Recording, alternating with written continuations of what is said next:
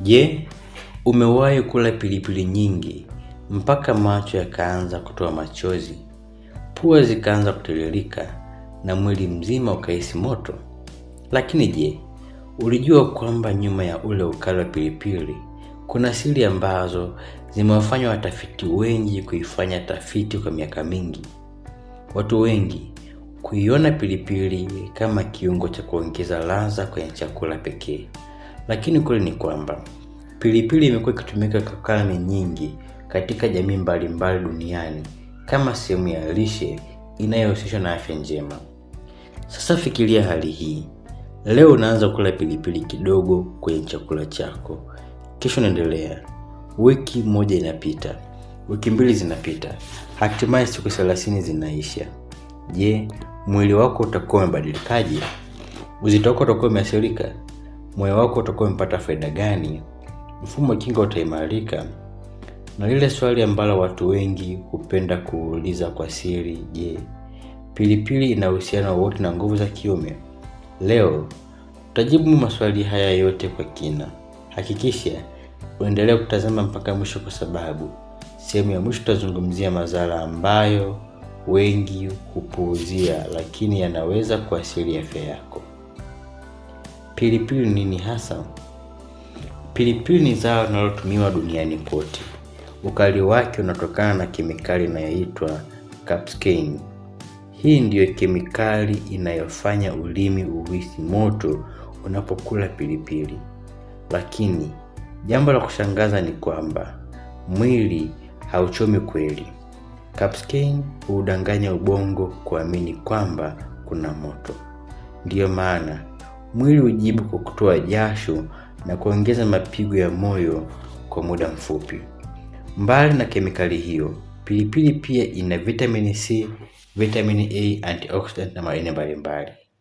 Virutubisho hivi vina nafasi muhimu katika afya ya binadamu.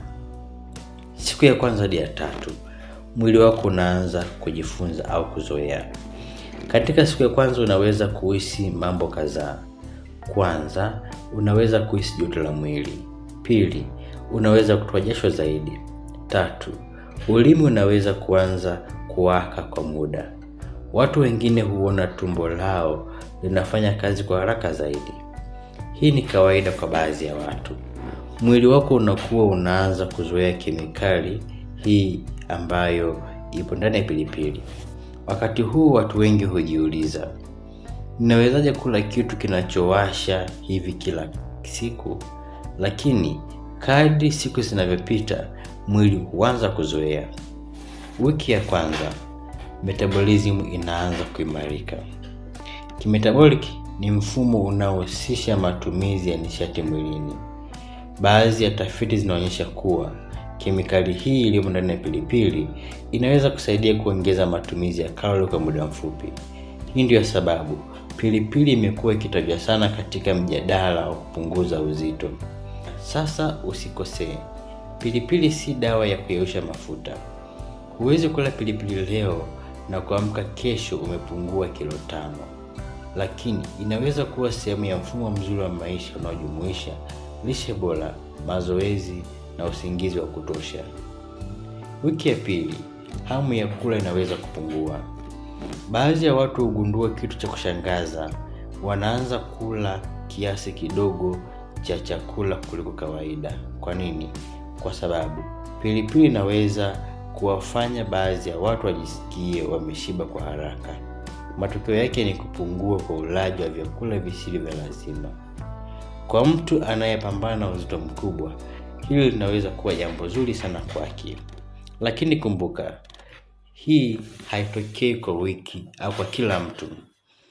Kila mwili una tabia zake. Wiki ya pili hadi wiki ya 3, moyo wako unaanza kunufaika. Moyo ni injini ya mwili. Bila moyo kufanya kazi vizuri, viungo vingine haviwezi kufanya kazi ipasavyo. Baadhi ya tafiti zinaonyesha kuwa matumizi ya pilipili yanaweza kuhusishwa na afya bora ya moyo. Sababu moja ni kwamba pilipili ina antioxidant. Antioxidant husaidia kupunguza uharibifu wa seli unaosababishwa na molekuli hatari zinazojulikana kama free radicals. Pia baadhi ya watafiti wanaamini kemikali iliyomo ndani ya pilipili inaweza kusaidia afya ya mishipa ya damu. Mzunguko mzuri wa damu ni muhimu kwa ubongo, moyo, figo na mfumo wa uzazi. Kwa hiyo, unapokula pilipili kwa kiasi kinachofaa, mwili unaweza kupata baadhi ya faida hizi. Faida nyingine, kinga ya mwili inaweza kuanza kuongezeka. Moja ya virutubisho muhimu kwenye pilipili ni vitamini C.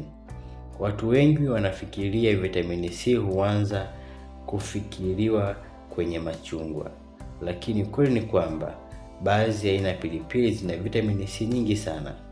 Vitamini C ni muhimu kwa mfumo wa kinga, afya ya ngozi, uponyaji wa majeraha na ulinzi wa seli. Ndiyo maana watu wanakula vyakula vyenye virutubisho vya kutosha mara nyingi huwa na afya bora zaidi kwa ujumla. Pilipili na afya ya ngozi. Watu wengi hawajui hii. Virutubisho vilivyopo kwenye pilipili vinaweza kusaidia afya ya ngozi. Ngozi ndio kiungo kikubwa zaidi mwilini. Inahitaji virutubisho vya kutosha ili kuendelea kuwa imara. Pilipili peke yake haitakufanya uonekane mdogo ghafla au ngozi iwe bora, lakini kama sehemu ya lishe bora inaweza kuchangia afya ya ngozi. Pilipili na nguvu za kiume. Tumefika kwenye sehemu ambayo watu wengi wameisubiri. Je, pilipili inaweza kuongeza nguvu za kiume? Kwanza kabisa ni muhimu kusema ukweli. Hakuna ushahidi wa kisayansi unaothibitisha kwamba pilipili ni dawa ya kuongeza nguvu za kiume. Lakini kuna sababu zinazofanya watu wengi kuamini hivyo. Sababu ya kwanza ni mzunguko mzuri wa damu. Afya ya uzazi wa mwanaume inategemea kwa kiwango kikubwa mzunguko mzuri wa damu. Baadhi ya tafiti zinaonyesha capsaicin inaweza kusaidia afya ya mishipa ya damu. Sababu ya pili ni uzito wa mwili. Uzito mkubwa kupita kiasi unaweza kuathiri afya ya uzazi. Ikiwa pilipili itasaidia mtu kudhibiti uzito wake kama sehemu ya lishe bora, hilo linaweza kuwa na mchango usio moja kwa moja. Sababu ya tatu ni afya ya moyo. Moyo wenye afya bora na mara nyingi huenda sambamba na mzunguko mzuri wa damu. Kwa hiyo pilipili si dawa ya miujiza, lakini inaweza kuwa sehemu ya maisha yenye afya ambayo yanaweza kusaidia mwili kufanya kazi vizuri. Pilipili na afya ya ubongo. Unapokula pilipili, mwili hutoa kemikali zinazoweza kufanya ujisikie vizuri. Kemikali hizi zinajulikana kama endorphins. Ndiyo maana baadhi ya watu huhisi furaha na msisimko baada ya kula pilipili kali. Ubongo hujaribu kupunguza hisia za ukali kwa kutoa kemikali hizi. Matokeo yake ni hisia za kuridhika kwa baadhi ya watu. Baada ya siku 30, mwili unaanza kuzoea pilipili. Ukifika siku 30 unaweza kugundua jambo moja. Pilipili iliyokuwa kali sana siku ya kwanza sasa inaonekana ya kawaida. Hii ni kwa sababu mfumo wa fahamu umeanza kuzoea hiyo kemikali. Ndiyo maana watu wengi wanapenda pilipili huendelea kufuata pilipili kali zaidi kadri muda unavyokwenda. Madhara ambayo yanaweza kutokea. Licha ya faida zote hizi, pilipili si rafiki kwa kila mtu. Baadhi ya watu wanaweza kupata kiungulia, yani heartburn, maumivu ya tumbo, kuharisha, kuwashwa kwa njia ya chakula, kuongezeka kwa dalili za acid reflux. Ikiwa una matatizo ya tumbo au kiungulia mara kwa mara, ni vizuri kuwa makini. Pia epuka kula pilipili kupita kiasi. Ukizani kwamba faida itaongezeka, kumbuka, kiasi kikubwa si mara zote hutoa matokeo bora. Baada ya siku 30 za kula pilipili kila siku, baadhi ya mambo yanaweza kutokea ni pamoja na kuongezeka kidogo kwa matumizi ya kalori, kupungua kwa hamu ya kula kwa baadhi ya watu, kuimarika kwa ulaji na antioxidant, kuongezeka kwa vitamini C mwilini, kuboresha afya ya moyo na mishipa kwa viwango fulani, kuimarika kwa mzunguko wa damu na kuzoea ukali wa pilipili. Lakini pia kiungulia, maumivu ya tumbo, kuharisha kwa baadhi ya watu. Kwa hiyo siri kubwa si kula pilipili nyingi kupita kiasi. Siri ni kuitumia kwa kiasi kinachofaa kama sehemu ya lishe bora. Naamini tumefika mwisho wa video yetu. Nikuombe andika kwenye comment section, pilipili ni sehemu ya maisha. Nikutakia siku njema na Mungu